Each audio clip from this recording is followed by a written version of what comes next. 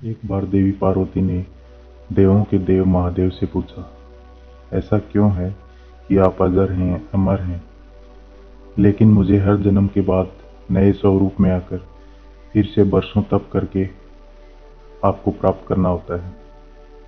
जब मुझे आपको पाना है तो मेरी तपस्या और इतनी कठिन परीक्षा क्यों? आपके कंठ में पड़ी नरमुंड माला और अमर होने के रहस्य क्या हैं?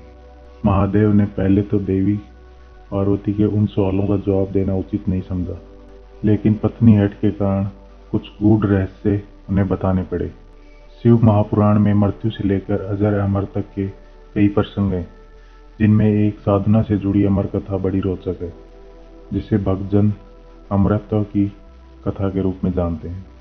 हर वर्ष हिमालय में अमरनाथ, कैलाश और मानसरोवर तीर्थ स्थलों में लाखों श्रद्धालु पहुंचते हैं, सैकड़ों किलोमीटर की पैदल यात्रा करते हैं। क्यों? यह विश्वास यूं ही नहीं उपजा।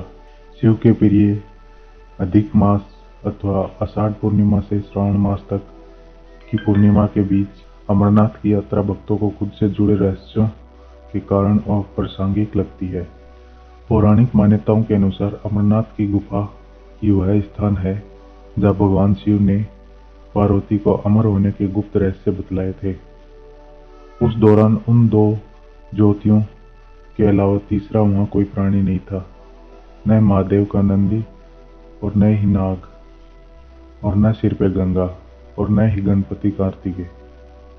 सबसे पहले नंदी को पहलगांव पर छोड़ा महादेव ने। गुप्त स्थान की तलाश में महादेव ने अपने वाहन नंदी को सबसे पहले छोड़ा। नंदी जिस जगह पर छूटा उसे ही पहलगांव कहा जाने लगा। अमरनाथ यात्रा यहीं से शुरू होती है।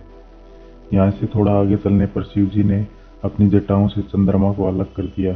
जिस जगह ऐसा किया वह है चंदनवाड़ी कहलाती है। इसके बाद गंगा जी को पंचतरणी में और कंठाभूषण सर्पों को शेषनाग पर छोड़ दिया। इस प्रकार इस पड़ाव का नाम शेषनाग पड़ा। अगले पड़ाव पर गणेश। अमरनाथ यात्रा में पहलगांव के बाद अगला पड़ाव है गणेश टॉप। मान्यता है कि इसी स्थान पर महादेव ने पुत्र गणेश को छोड़ा।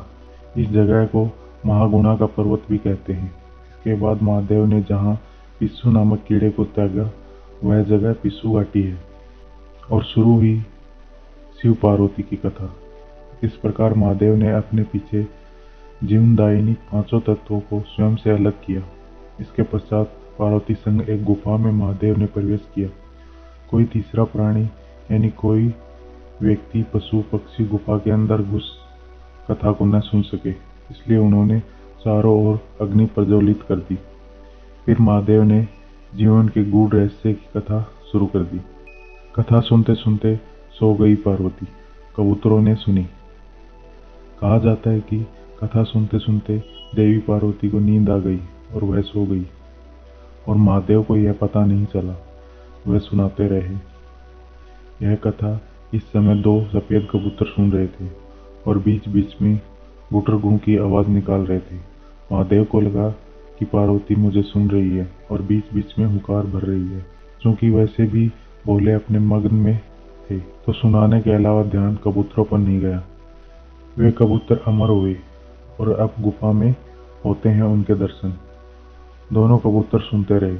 जब कथा समाप्त होने पर महादेव का ध्यान पार्वती पर गया तो उन्हें पता चला कि वे तो सो रही हैं, तो कथा सुन कौन रहा था। उनकी दृष्टि तब दो कबूतरों पर पड़ी तो महादेव को क्रोध आ गया। वहीं कबूतर का जोड़ा उनकी शरण में आ गया और बोला, भगवान, हमने आपसे कमर कथा सुनी है। यदि आप हमें मार देंगे तो यह कथा झूठी हो जाएगी। हमें पथ प्रदान करें। इस पर महादेव ने उन्हें वर दिया कि तुम सदैव इस स्थान पर शिव पार्वती के प्रतीक चिन्ह के रूप में निवास करोगे। अंततः कबूतर का जोड़ा अमर हो गया और यह गुफा अमर कथा की साक्षी हो गई। इस तरह इस स्थान का नाम अमरनाथ पड़ा। मान्यता है कि आज इन दो कबूतरों के दर्शन भक्तों को होते हैं। अमरनाथ गुफा में यह भी प्रकृति का ही चमत्कार है कि शिव की पूजा वाले विशेष दिनों में बर्फ के शिवलिंग आकार ले लेते हैं। यहाँ मौजूदा शिवलिंग किसी आश्चर्य से कम नहीं है। पवित्र गुफा में एक और मां पार्वती और गणेश के भी अलग से बर्फ से निर्मित प्रतिरूपों के भी दर्शन